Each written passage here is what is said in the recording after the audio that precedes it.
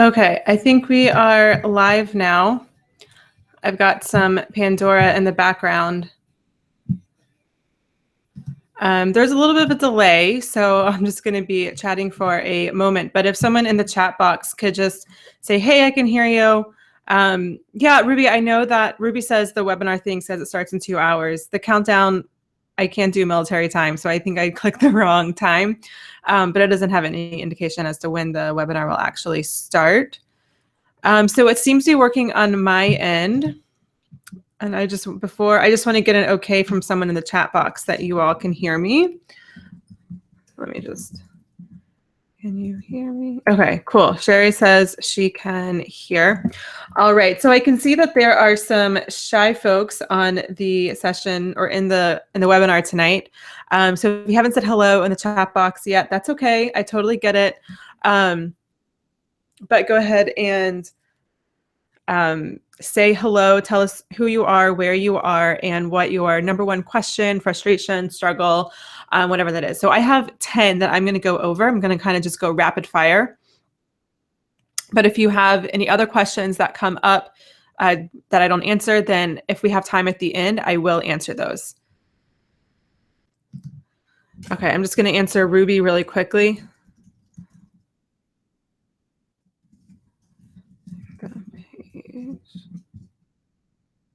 All right, so any tech issues that anyone is having, whether it's audio or video, to be honest, the best thing that you can probably do is to do a refresh. So if it's working on my end, there's really not much I can do, unfortunately, to help you. It's operated through Google Hangout, and there's no number I can call at Google. At least not for this. Okay, so we are going to go ahead and get started. So I have 10 questions that I'm going to talk about that include things like about dating sites, which dating sites are best. I've got all my notes here, where to meet high quality men. Let's see, I freak out every time I really like a guy, how to not get blindsided, how often should you go on dates? So should you be dating all the time, take breaks, 5 dates a week, 1 date a week, what is best? And then what to do when everything sucks, and a lot of other stuff. So we're just going to go right into it. Again, any questions that you have that you think of as I'm riffing through these questions, then please type in the chat box and I will scroll through at the end. Now, there's no PowerPoint or anything, so I am on the webinar page, but I'm going to try to focus on answering the questions and not try to be reading as I'm talking, because that might get really frustrating for the listener. So just know that if you're typing, I will see it at the end, or I'll just take designated breaks. The other thing to know is there's a little bit of a delay between, like if I were to say, hey, tell me XYZ, or who has a question. I don't know how long the delay is, but I think it might be up to 20 seconds. So just know it's a little bit hard to go back and forth quickly because of that delay. So a little bit of a hiccup with the platform, but it is what it is. Everything else is really cool because I can embed it in my website, so I use it anyways. Now, so most of you all know that I am doing this call. First of all, I got my champagne here. So if you have your champagne or tea or water, whatever, then drink up. I'll take a sip. And the reason that I am doing this and what inspired me to do this was a couple weeks ago, probably about a week and a half ago. I guess no, 2 weeks ago. I was looking at my stats for Date Yourself Radio, my podcast. So if you don't know about my podcast, go to iTunes, Stitcher, search Date Yourself Radio, or you go to veronicagrant.com/podcast and you'll get the archive of all the episodes. Anyway, so I was looking at the stats, and I realized that we were less than 150 episode downloads from 10,000 downloads. And I was like, whoa, mind blown. That seems crazy. Like 4 months ago, I had no idea what I was doing. I hardly even knew that I wanted to do a podcast. So I just wanted to celebrate by giving back to the community, which is all of you. So everyone who is joining us tonight is either a friend of a friend, so a friend told you about this, or someone that's already within the Date Yourself community. So I assume a lot of you all already know me, but if you're new-ish to me, like if you've joined the community within the past couple of weeks, I just want to give a little bit of background about who I am and why I'm doing what I'm doing, just so we can all be on the same page. So my story, I mean, I could give you a full dating history all the way back from middle school, high school. Not going to do that. I can sum up my dating history in about 3 or 4 sentences. Basically, I always wanted to be in a relationship. I called myself the female version of Ted Mosby. So I was desperate. I was seeker, you could say. I was constantly searching for my soulmate, thinking, oh, is this person going to be the person I spend the rest of my life with? Basically, the conversation Ted Mosby has in his head, and every time he meets a woman, it was basically what I was going through as well. Except I kept attracting emotionally unavailable men. And I couldn't figure it out because I wanted to be in a relationship. So if the law of attraction is a thing, or karma, whatever, why was I attracting men who clearly only wanted to have sex, have friends with benefits, or just not have anything serious? And it took some time, and I won't get all into all the specifics, but basically it wasn't really until I started working on other things in my life that included a self-development journey, my journey into yoga, my journey into coaching, that I was able to actually notice a shift in dating. And let me explain. So my entire life, the part of my story that I haven't told was I always thought that if I just lost 5 more pounds, all of my dating woes would be solved. I could have any guy that I wanted. I would never have to be heartbroken again, and all would be well in Veronica's world. Obviously, we know that's not true at all, but that was the mindset that I was operating under for a really long time. And so beyond this facade of me trying to be perfect, have the perfect body, have the perfect looking life, like I always had to be going out and have plans on Friday and Saturday night, like God forbid if I didn't. Had to have the perfect job. I had to make the most money. Once we got into working, when I was in school, I had to make the best grades. Just everything had to be perfect. And if everything was perfect, then I could have the perfect guy. And the problem with that is once you got beyond the facade, so this perfectionist facade that I was living behind, there was really nothing there. And it wasn't that there was nothing there. It was just that I didn't know what was there. And I certainly didn't know how to access it. And so, of course, I was attracting emotionally unavailable men because I was emotionally unavailable. Even though consciously I'm like, I want a relationship, subconsciously, there was just nothing there. So I either attracted, again, emotionally unavailable men, and there was a couple instances where I attracted really great guys who could have been great partners, except once push came to shove and we got beyond that facade, I freaked out, didn't know what to do, and so I pushed them away. And then I went through a journey where I became a yoga teacher and a health coach, and entrepreneurship generally kind of takes you through this self-development journey, whether you like it or not. And through that whole process, I started noticing that dating actually became fun, and I was attracting really great men. And whether or not the date went exactly how I wanted it to go, it didn't matter. I was having a great time. I was meeting great guys. And finally, I met Stevie. And we've been together for over 3 years now, and we got engaged almost a month ago now. And so that's where I am now. So what I do is I help women treat themselves the way they want to be treated, so you can attract the high quality, emotionally available man that you, or partner, I should say, that you are looking for. All right, so I hope now you kind of have a little bit better of an idea of who I am, what I do, and why I do what I do. I would have loved to have had some sort of voice or influence like what I'm teaching back when I was dating. So I hope that I can pay it forward and be of service to other women who are looking for their lifelong partner. All right, so let's hop into some of the questions. All right. Okay, it looks like there's just some tech stuff going on. Debbie has got everyone figured out. She switched to YouTube feed. Yeah, I don't know how to do that. So Debbie, if you want to share in the comments how to switch to YouTube feed, if anyone else is having connectivity issues, that would be great. Otherwise, we are going to go right into question number 1. So the first question is always something around dating sites, dating apps, dating, online dating, essentially. And I could do a whole webinar on just online dating, which I plan to do in the fall. So that's coming.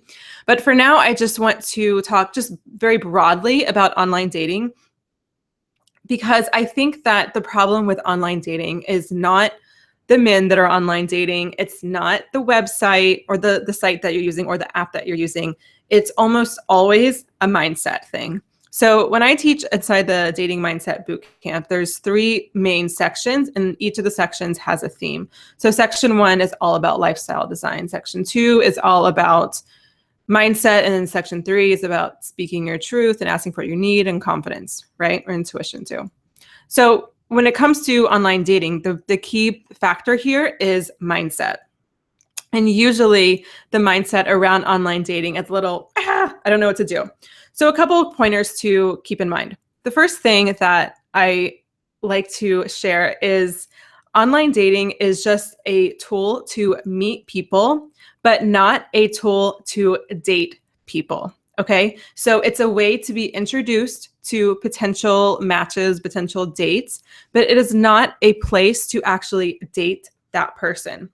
And what I find is so many women just get into these long, drawn out interactions and conversations with all of these different guys, and they can't keep it straight. One guy might be kind of creepy. One guy might seem like he's kind of cool. One guy might be asking if you want to have sex with him right off the bat. I mean, there's just so many different things going on.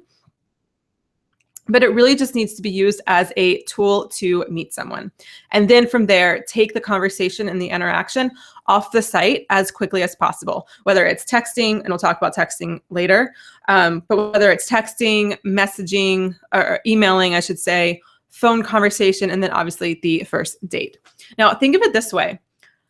The more you can make online dating like real life encounters, the better time and the better success you're going to have. So think about when you meet someone at a bar, you don't just sit there and have this like long drawn out. I mean, maybe you have like one of those 4-hour romantic conversations, and that might happen. But generally, you might meet someone, you talk to someone for a little bit, you agree, basically there's a mutual attraction, you exchange numbers, and then you move on with your night. You go back to hanging out with your friends, he goes back to his friends, or you go to the next bar, whatever it is. And it's the exact same thing with online dating. You make the interaction, you see that there might be a spark there, there's a mutual interest. You move the interaction off the site because you make plans either just to text or to have a phone conversation, and then to eventually go on an actual date. So I like to use the mantra, shit or get off the pot when it comes to online dating. None of this long, drawn out stuff. Either just decide if you get introduced to someone and there might be something there, or there might not. And it's just simply a yes or a no. And you don't have to worry about all the drama. Yes, there are people out there who are just saying these crude, nasty things to you. Just block them, report them on whatever site you're using, and then just move on. We get so addicted to the drama and the story that we just have to obsess, like, why do all the people just want to talk about sex or want this, or why are they all just, okay, I get it. Like, there's weird people in real life too. It's not just something that is unique to being online. But for some reason, when we take the interaction online, a lot of mindset stuff gets all jumbled. I don't know why it is. Maybe it's because there is still a subconscious stigma to online dating. I'm not really sure what it is. But whenever you're interacting with someone online, make it as replicated as much as you can to how the interaction would be if you're meeting them in real life. So I hope that helps. And the last thing I'll just share is I really like swipe apps, because swipe apps go along with this theme of making it more like real life encounters. So I'm a big fan of Match.com. They're in Dallas. I was at Match.com earlier this month, and actually an employee is coming on to Date Yourself Radio, which I'm super excited about. She's the copywriter for Match.com. So I do have a place in my heart for places like Match. I used OkCupid personally when I was online dating, because at that point, swipe apps were very, very new. I did use Hinge, actually, now that I think about it. Anyways, so the thing about Match.com and OkCupid and Plenty of Fish is initially we think it's a good idea because you get a lot of information up front about a person. You get to, I don't know what sports teams they like, their hobbies, their interests, what kind of job they have, all these things. But again, that's not really like real life. I mean, maybe there might be some weird circumstance where you know all the stuff about a person and then you meet them. But essentially, when you meet somebody in real life, you're going off basically how they look and you're going off of if it's like a networking event or a special interest type event, like a yoga class or some sort of meetup related around a certain interest or hobby, then you might know about, you might know that information. So again, it's very little, but I think that when you know all of this stuff and you're about the potential person, you get, again, all of the story and the drama kind of jumbled up in the initial introduction and interaction with the person. And I think that's also a point where online dating can get a little bit weird and awkward feeling. And if you know less, I actually think it does a lot more to be like a real life encounter. And the final thing that I'll say about swipes versus online dating, traditional online dating, I don't know if that's the right terminology or what, is when you are interacting with someone on Match.com, you can message anyone that you want. Anyone can message you, right? But on swipe apps, you both have to agree that there's at least that initial attraction, and then the conversation can continue. And that's a lot more like real life than what the traditional online dating sites do. So think about it. If you're at a party and someone comes up and talks to you and you're not giving them any type of positive feedback, like, yes, I'm interested, then they either hopefully get the hint and they go somewhere else and talk to someone else. And if they don't, then that's kind of like a creeper and a little annoying and crossing some boundaries, right? And so you run into a lot more of those issues on sites where you don't have to have that mutual, like, yes, we're both interested in each other interaction. So if you haven't used Tinder or there's also Hinge. If you're Jewish, there's J-Swipe. I just know that one because I'm Jewish. I'm sure there's other ones as well. Give those a try. That might be fun. Okay, let's see. Next question is, I go to all the meetups and I'm social, but I'm not meeting men that are dateable. What do I do? Okay, so remember how when I talked about in the Dating Mindset Bootcamp, I teach in 3 sections. Again, lifestyle design, mindset, and then confidence/intuition. So when someone says to me that they go to meetups and they do all these things, but they're not meeting men, that actually tells me that is a mindset thing. So here's the thing. And I said this one time to a client and I didn't even realize how profound it was for her, but it totally was. And we're actually talking about it in a future podcast episode. I think it's actually coming out next week. The truth is that men are everywhere you are. There's no secret place. There's no silver bullet where if you go here, this is where all the good men hang out. If you go here, that's where all the bad men hang out. It doesn't really work that way. Are everywhere you are. So they're in the Starbucks line. They are at the meetups that you're going to. They are at the yoga classes. Well, maybe not. My yoga class have a lot of females, but there are some males there too. They are at the gym. They are at work. Your friends have male friends. You have male neighbors. You have male dog owners. If you're a dog owner, having a dog is a great way to get to know people in your neighborhood. And there's online dating at the wazoo. So men are everywhere where you are. And I believe that if you have a problem with believing that there's no dateable men, you're doing all the things, then you're probably doing too many things. And you're in this mindset loop of like, oh, I'm not meeting anyone. And then you do more and then you get more exhausted and jaded. And so then you do more and then you get into this loop that's really hard to get out of. So if you're not meeting anyone, I would just back off and just pick a few things where you can meet new people. And I say meet new people and not meet potential dates, because if you go into a situation with an attachment to any specific outcome, again, you're going to be disappointed again and again. And it's really going to be hard to operate in this natural, authentic self when all you care about is must meet a dateable person, right? Rather than just meeting or going to a place, being open to what happens. Maybe you won't meet a potential partner, but maybe you'll meet a new best friend, or maybe you'll make a really great business contact, or maybe you'll just try some really freaking good food or whatever it is. But either way, these can all be experiences to learn, to grow, and just to simply have fun. And I think when you can take yourself off that, or take off that pressure of must meet dateable men, must meet high quality men, I think you'll be really amazed by what you will discover when you do go out. And I'll talk a little bit more about this and about how to find that balance between going out, meeting people, and doing other things in your life. We'll get there to that question. Okay, so question 3 is, I love this question. I've been seeing a guy, but I'm really not into him. How do I break up with him? I just want to make sure no one has tech issues. Okay, good. How do I break up with him? So it's hard and simple at the same time. The simple part is that you just do it, right? There's no secret thing you have to do or say. There's no specific thing you have to do. You just simply do it, whether it's a phone conversation or an in-person conversation. I would recommend that rather than texting. That's probably a little bit mean. If you've never seen the guy and you've only been messaging online and then you realize you're just not into it, then that's fine. That's warrants a text. But anyone that you've ever actually had face-to-face interaction with, like you've gone on at least one date, maybe you might bump it up to 2. That's depending on what feels best for you.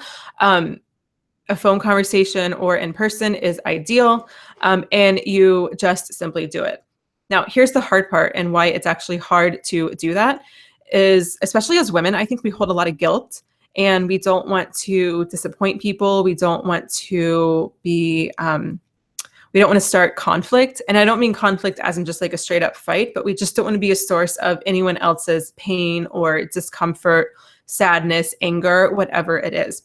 And I think it's really interesting that a lot of the women in the Date Yourself community, I've said this again and again, so if you've heard it before, you'll hear it again. A lot of the women in this community are nurses and teachers and other types of caregivers in their career. And I think it's really interesting that those women who have chosen that profession also struggle with dating, especially as it relates to not wanting to disappoint people, because they're naturally givers and nurturers. And that's totally fine. And and nurturing people and giving and being giving and generous are all really great things. But at the end of the day, you have to put yourself first and you have to look out for yourself, because, and this isn't supposed to be like fear mongering or, no one else is you can't trust people. It's not one of those types. It's not that type of mindset. It's simply that no one else is going to care more about your time, energy, and emotions, and money really too, than you will. So you have to be that person for yourself. And if you know someone is not the right fit for you, it's your duty to let them know so that you can continue being that nurturing, generous, giving person you are for all the other people in your life. Because if you stay with someone that just isn't the right fit, or you just keep the text or the messaging going or the dating going, then it's going to drain your energy, and you're not going to be able to show up as much as you can for your family and friends and your job and all of those things. So if anything, just see it as a selfless act of, sorry, I have to let you go so I can take care of all the other people in my life. So if that helps, if you have any other specific questions about breaking up with people, then type them in the chat box and I'll get to that at the end. All right, so these are going pretty fast. Okay, so next question is how to not get blindsided. So there's a conversation going on in the Facebook group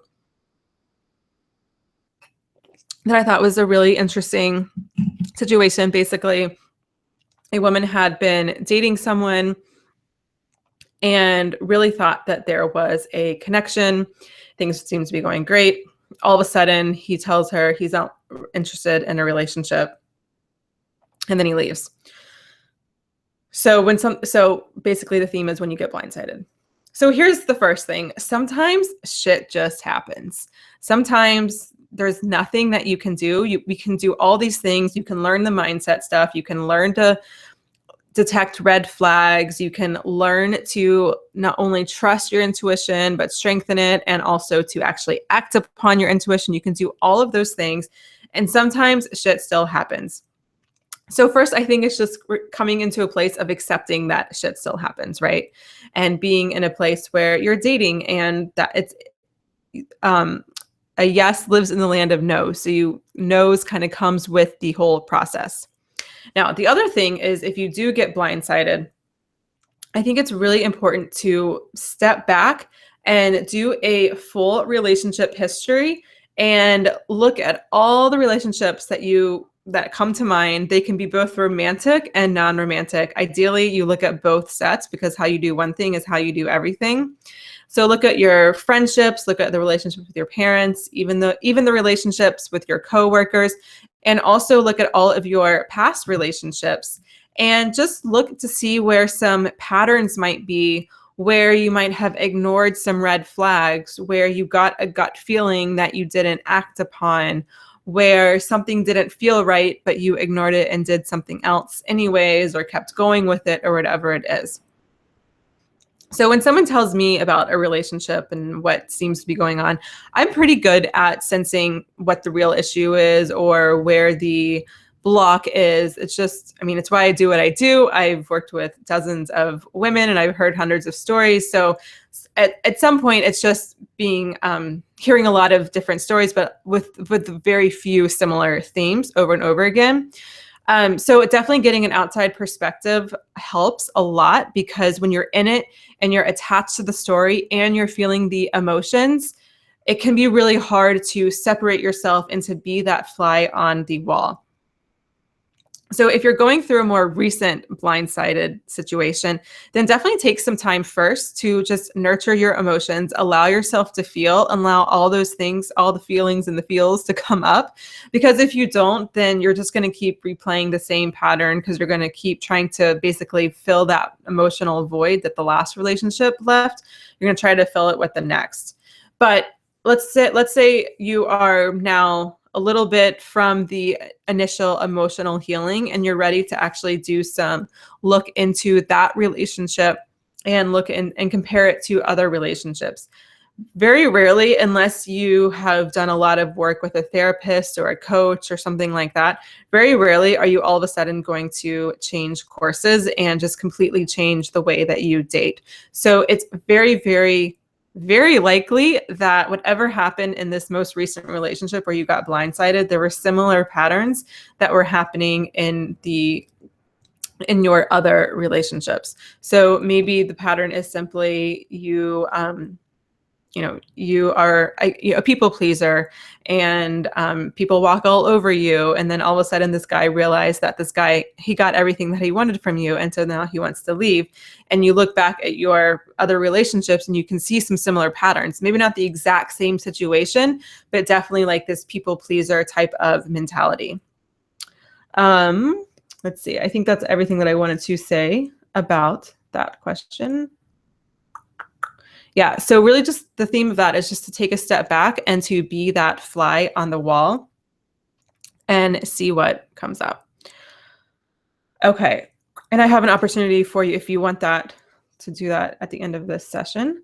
Okay, how often should you go on dates? So this is another question that came up in the Facebook group, and this is something that I love talking about. So back to that lifestyle design mindset, confidence/intuition. Lifestyle design is part 1 of the dating mindset bootcamp, and we spend 2 whole modules, so really 3 weeks working all on a lifestyle design. Now, in terms of how often you should go on dates, it obviously is dependent on what your time constraint, what your schedule looks like, but generally sustainable is better than the all or none. So here's what I mean by the all or none. And this was my story. And I'm sure there's many women in this session and then also in the community that are like this as well. So you get like, oh, I'm going to date. I'm going to find Mr. Right. I'm going to get into a relationship, whatever it is that you want. So maybe you just do one profile or maybe you do a couple, whatever, but you're just constantly scrolling or swiping. You have dates scheduled after date after date, and you might even load up on 3, 4, or 5 dates in a week. I remember there was a few weeks when I was dating where I had that many dates in 1 week, and it was insane. I used to joke about how I needed an intern just to manage all of my OkCupid messages. And yeah, okay, that's a hilarious joke. But the problem with that is a lot of times women will get into the cycle where they're totally on, they're ready, and they're going to date and they're going to meet someone. But they usually don't when they're in that type of mindset, because it's freaking exhausting. If you are going on that many dates a week, even if it's up to 3 or 4 dates a week, then you're definitely taking away time from A, other important areas of your life, and B, you're taking away time from your own time to rejuvenate and spend some time on self-care. So what happens is you go on these dates and you get frustrated because it's not going anywhere, because you're not in the right mindset. It's hard to be natural and authentic when you're this exhausted and not focusing and falling behind on other parts of your life. And so then you get bitter and jaded and you stop dating and you just don't do anything. And then you stay bitter and jaded and you say, okay, I'm just going to work on myself.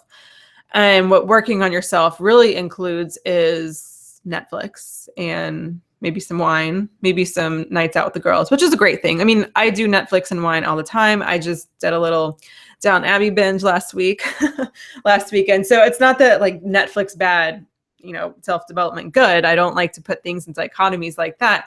But I do think that this all or none isn't really helpful. And again, it gets you into that loop of where you're all in, putting everything into dating, and then you get all out and you do things that aren't necessarily helpful to take you to that next emotional level to attract in a high quality person. So I like to think about just setting 1, maybe 2 max nights aside for dating. And these are the nights that you go on dates with, and they don't have to be the same exact days. I know people's schedule changes, so I get that. But just decide how many dates you're going to go on a week, and then just pace yourself. And that way, when you're on the date, whether or not this person transpires to anything, you don't have as much resentment against either dating or that person, because you know that you still are spending plenty of time on your self-care, or going to the gym still, or cooking healthy meals, or you're not falling by the wayside at your job, whatever it is. So happy medium and balance is definitely the key. Now, if you want to take a break completely from dating, there's also nothing wrong with that. It's not that you have to also just be doing 1 or 2 dates a week. But what I do think is really important is, if you are going to take time from dating, specifically for the purpose of just wanting to work on the relationship that you have with yourself, then actually work on the relationship you have with yourself. So read a couple of self-development books, but also just do the work. A lot of times we read all these self-development books and it sounds great, but then it's really hard to implement it and figure out what it feels like or what it actually transpires to in real life. So working with a coach is a really great option. The boot camp is an option. That's a great option as well for self-development.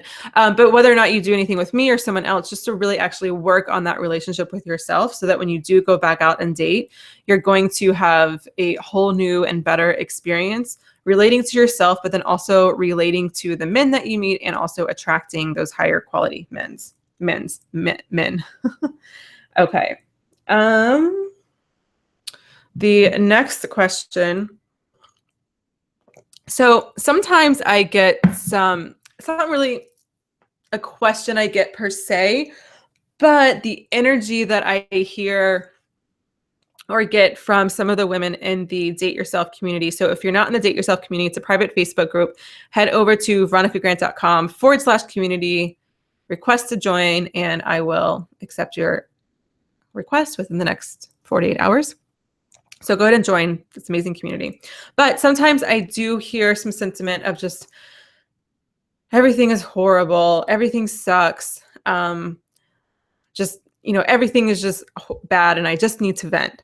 And here's the thing, venting is great. It's good to get things off your chest, doing some free writing around this, talking to a trusted friend, doing a coach that I follow talks about doing adult temper tantrums, which is literally what it sounds like, just hitting your pillow or your bed or something and screaming and doing whatever you need to do to get some emotions out and get the energy flowing. All of that stuff is good.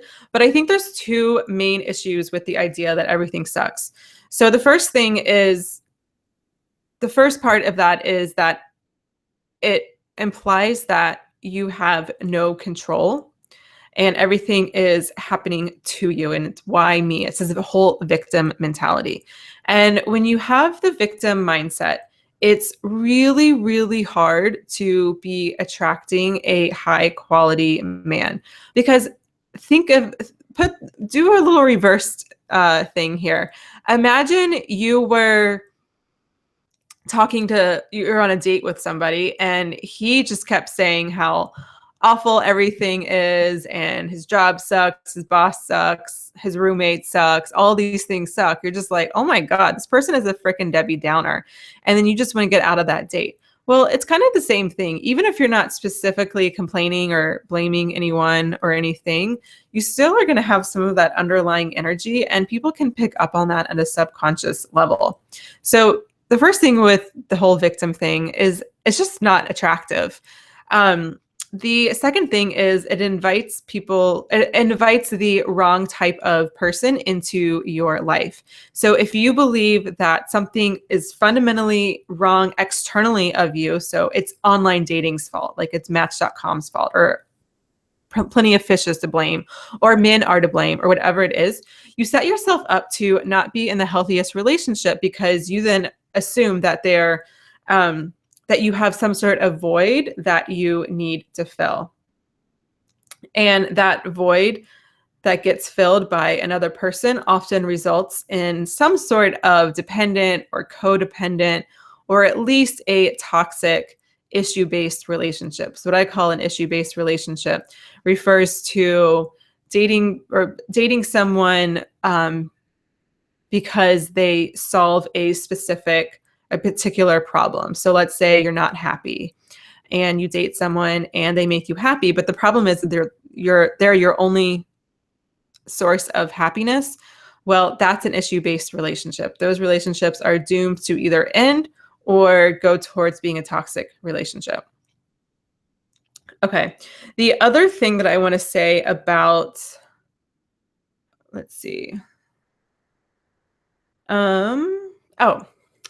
The victim thing. I want to say one more thing about the victim thing, and then I'll make the second point about the issue with everything sucking. The other thing about the victim mindset is also, again, this whole thing about control. So when you ask yourself, oh, why does this always happen to me? Like, why does this, basically when you're asking yourself that question, I want you to turn it around and say, why is this happening for me? So even if you're in a really crappy situation and it just sucks, because you're allowed to say things suck, right? Like, I'm not all about unicorns pooping glitter or anything like that. But if you're just in a really crappy situation, why is this happening for you? What can you learn? What kind of person can you become as a result of overcoming this situation? How does that situation and overcoming it, how does that affect your character? How does that improve your character and your sense of personhood in the relationship or sense of worth and the relationship that you have with yourself? And the final thing that I'll say about when everything sucks is, and I think I briefly said this before, a yes lives in the land of no's. So I read a comment, I think it was on Facebook somewhere, about how someone said they were glad to be single because it was better than, let's see. Yeah, they were glad to be single because it was better than being cheated on, as if those were the only two options, either being single or being cheated on. And here's the thing, whether you're dating, whether you are moving forward in your career, whether you're starting a business, whether you're doing anything that is at all vulnerable and slightly risk-taking, you are going to get no's. You're going to get broken up with. People are going to say they don't want to date with you. People are going to say no second date. People are not going to message you back on OkCupid. People are going to swipe left. People are going to say no all day freaking long. But you have to be in this land of no's, because that's where the yes lives. If you just hang out in your safe space, whether it's at home, only hanging out with your friends, watching Netflix, hanging out with Ben and Jerry, whatever it is, like, yes, taking some nights into yourself is fine. But if that's where you decide to stay, because you can't deal with all of the shitty stuff that happens and all the bad things that happen that go along with dating, then you're never going to get to where it is you want to be, which is, for I think most of us, a long-term, lifelong, deep, loving partnership, relationship. So you kind of just have to ask yourself, like, is this something that I really want, or is it not what I really want? And 20 years from now, 30 years from now, will I have wished that I went through 20 no's to get the yes, which is the person that you're going to be with, 20 years from now? So that's the question I want you to ask yourself if you just are in this mentality of everything sucks. Okay. The next question is, a date went completely wrong. What should I do? Basically, this refers to a date going wrong, someone just being a jackass on OkCupid or whatever dating site, or basically just anything not going your way. And we freak out about it. We just get so upset and so, again, intertwined drama. And this is something that I learned from a coach of mine that I worked with, and it has been so valuable. But it's this idea of judgment versus discernment. So when you're in a space of judging, you get really upset, you get attached to the story. So let's just go with the example that someone just said something really ridiculous to you or made a ridiculous comment, maybe like just, I don't know, asked you about when they can have sex with you or something on OkCupid, because I think that was something that came up in the Facebook group. And we get so upset about it, and we have to text our friend about it, and we have to stew on it, we have to think about it, and then we have to post in the Facebook group about it, and we have to do all of these things. And like, that's fine because we need to process it, and maybe it was hurtful, maybe it was uncalled for. But notice how you're passing a lot of judgment around it, because you're saying, this was so horrible, I can't believe this person is doing this, this is so bad, what a dumb thing to say, what a rude thing to say, what a shallow thing to say. And all of that stuff might be true, but it's really freaking draining to constantly be attaching yourself to that story or whatever the story it is. So when you're discerning, you're simply just saying yes, and you're saying no. And there's no commentary involved. So if someone is completely inappropriate or rude, or a date just goes really bad, rather than just, I think I said this, my coach talked about the problem press release. You just tell everyone in the world about it. You tell Facebook about it. You tell your friends about it. You text your coworkers about it. And all of a sudden, then you're over the story and it keeps coming up.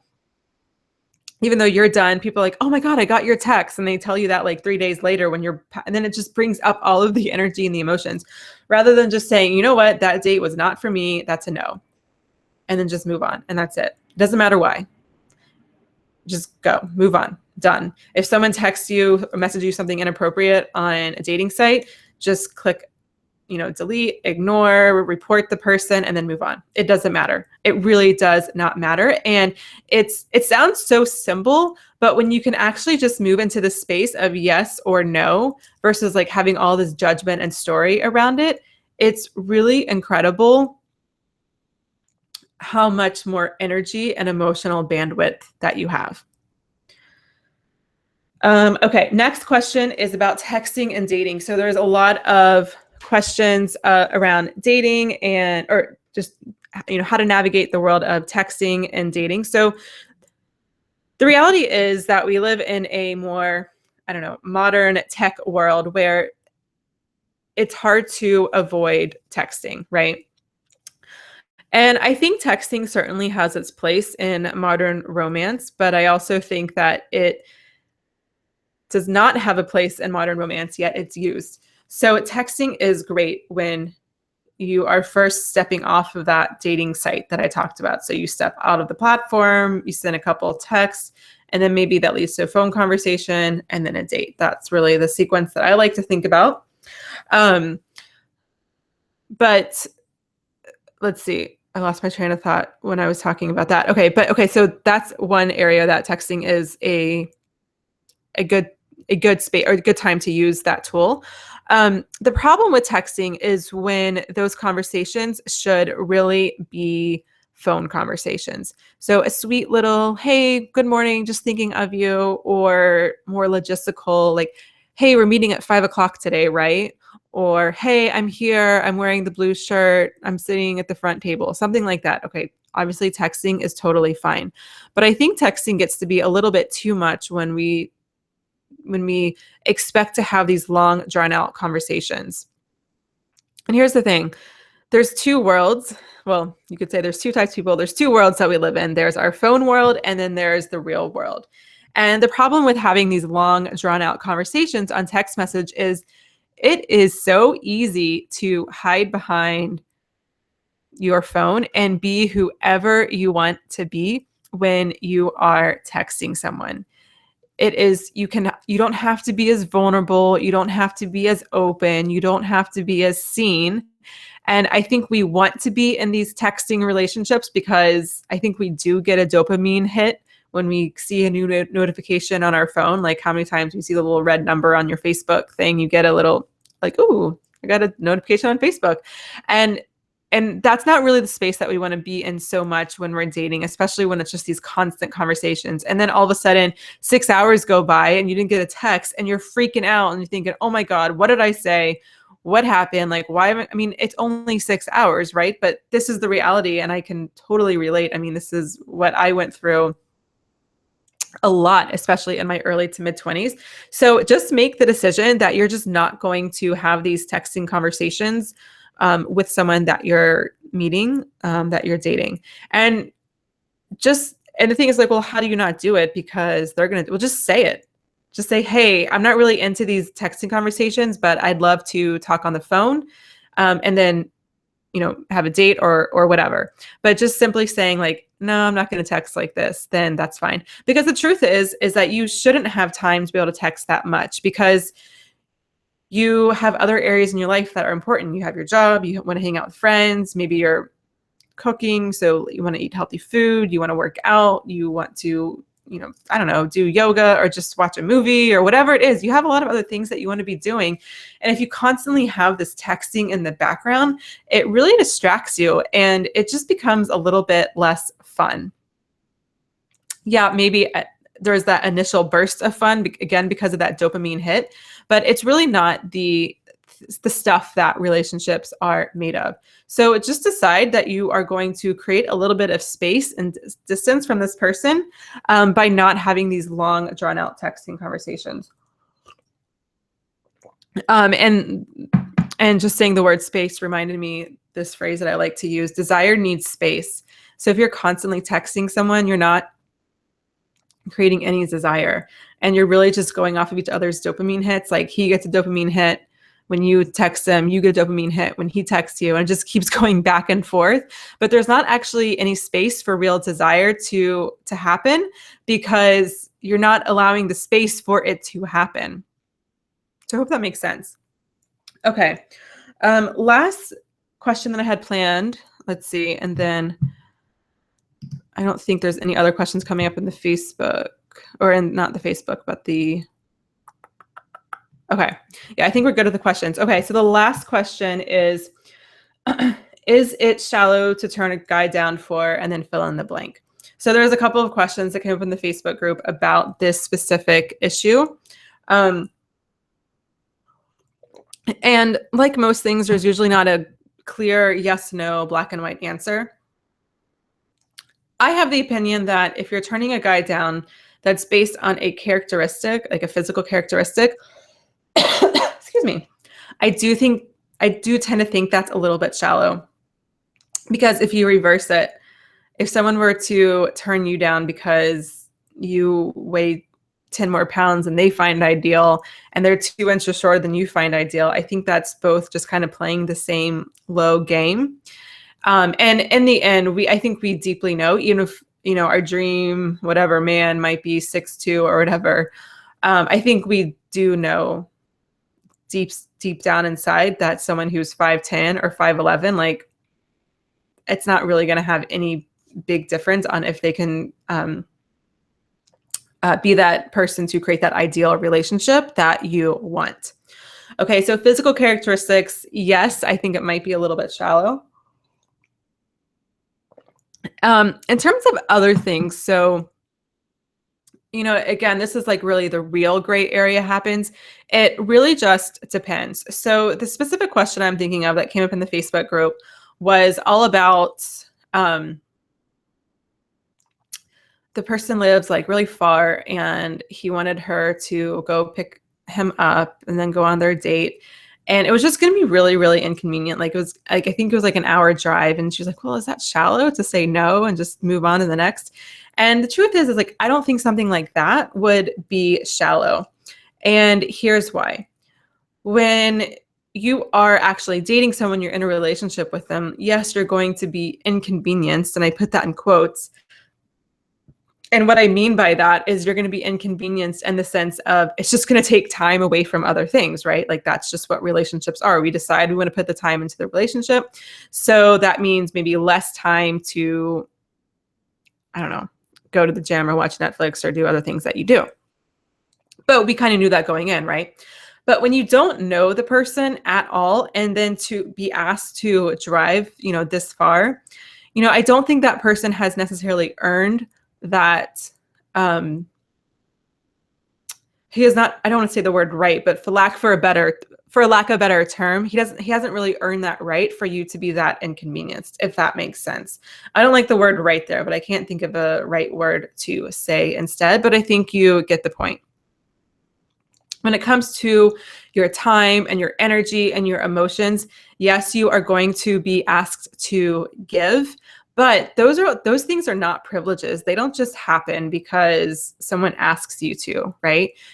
Like I said before, you are the only person, or there is no other person who cares more about your emotional health, your physical health, your time, your money, all of those things more than you do. So if you're not prioritizing them, there is literally nowhere or no one else on this earth that is. So you have to prioritize them. And if it's going to take just, 3 hours for you to have this date when it really should be like a 45-minute coffee meeting and you're limited on time, it is not selfish or shallow or whatever, just to simply say, no, this isn't going to work for me, and just move on to someone else. I think I answered the question pretty thoroughly there. So let's see. I see a couple of questions coming in. I'm going to answer them, but if you have any questions, you can type them in the chat box.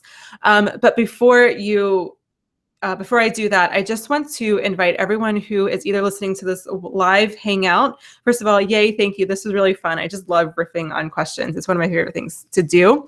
But if you feel like you have some sort of like lifestyle design, I don't want to say problem, but frustration or a mindset or a confidence, intuition mindset, or anything that's coming up for you around dating or relationships, I just want to invite you to scroll to the bottom of this page, and I hope it's there. Yeah, so if you scroll to the bottom of the page, you'll actually see a little scheduler thing, and that is actually direct access to my calendar. And so as a continuation of the 10,000 thank yous, I just want to invite everyone listening live or on the recording. It'll be up for a few days and the link will still be good if you're listening to this as a recording, to sign up for a free 30-minute session with me. So I said before that I've worked with dozens and talked to hundreds of women around dating and relationships, and I have a pretty good sixth sense and also just very good intuitive sense on what might be blocking you, or your quote unquote core issue, or love block, you could call it, that's keeping you from getting into the relationship that you truly desire. So scroll to the bottom of the page, find a time that works for you. There's a couple questions I want you to answer in order to get your time. And then we will chat, just you and me, and we will go more into a lot of what I've brought up here, specifically as it relates to you. Okay, so I'll remind you of that in just a moment, but let me just answer a couple of questions coming up. Okay, so Ruby says, I've been having a great texting conversation with this guy, but it's because I'm with 13 other people and a phone call just isn't realistic right now. Okay, so Ruby, you might want to lessen your load, so to speak. I'm assuming when you mean I'm with 13, you mean like you're talking to 13 other people on dating sites. I would definitely do some elimination there. And I get that you don't want to necessarily just have, all your eggs in one basket. If that's something you only want to just really focus on one person at a time and just have something happen with one person it ends, go to the next. That's totally fine. I mean, that's just a personal preference. I think when it comes to just texting and conversations and maybe phone conversation, if it feels feasible for you, juggle up to a few, so 3, maybe 4 at most. But 13, I think you're just going to get exhausted. You're going to get confused. Your mental and emotional energy is going to be everywhere. And it's going to be really hard for you to focus your attention, not just focus your attention, but just really focus your attention to be your most authentic, natural self. Because when you're most authentic, that's also when you are the most attractive to another person. And so if your attention is everywhere, then it's going to be really hard for you to do that when there's 13 people on the plate. So I would just do a little bit of elimination there and make it a little bit simpler. I'm actually reading this book called Essentialism, and it's not about dating at all. It's about just having just one, maybe 2 priorities in your life at a time, or he's talking specifically about your career. But the point is that to be the essentialist dater, you will have to make some tough choices and say no or bye to some people. But the maybe 3, possibly 4 that are left, you're going to be able to put so much more emotional energy into that relationship, and it'll give it the best chance to transpire if anything is supposed to happen there. So Ruby, I hope that was helpful. And it's definitely a trade-off. And this is what the book is all about when he's talking about essentialism. You have to set priorities, and some things you're going to say yes to, and then some things you're going to say no to. And that's just really the reality, and it's totally fine. And it's hard, and it's fine for it to be hard, but just pick a few that you relate to most, so that you're most interested in, and then just say no to everyone else, and go from there. Sherry says, just wondering on the swipe apps, I haven't looked at one yet. Do you put photos of yourself? Yes, you do put photos of yourself. And it's all the swipe apps that I know of, at least so far, are all attached to Facebook. So it uses your profile pictures, I think it uses a few of your old, you have a profile picture album. I think it uses a few from those. I do believe, though, that you can go into the settings and set which pictures you want to be, that you want to be your pictures on the swipe app. Sherry says, is the dating clarity session just for new clients? Sherry, I'll email you. I was going to email you today anyways, because you filled out the bootcamp form. So yeah, don't worry about it. I'll email you, Sherry. All right. So I'm not seeing any other questions. I know there's other people here hanging out with us. You're being shy. That's cool. But I can't wait to chat with you all in the dating clarity session. Again, scroll down to the bottom of this page and sign up for a time. And whatever is tripping you up, your frustration, your block, whatever you want to call it, I can definitely help you get to the bottom of it and figure out what some next best steps would be for you. All right, I kept this right at an hour. That's really what I wanted. So I will hopefully chat with all of you individually soon. And again, if you're listening to the recording, the dating clarity session is still good. And I do have limited spots for these. I don't open my whole calendar just because I have to do other things in my business, in my life as well. But I did open a few extra spots for next week, just because, there will be more people trying to get a spot. So make sure you grab one before they all go away. And otherwise, have a wonderful rest of your Thursday evening and a great weekend. And I will hopefully chat with you individually on the phone. And I will definitely chat with you all in the Facebook group. If you're not there, again, that's veronicagrant.com/community, request access, and I will approve you. All right. Thank you, my dears. Talk to you soon.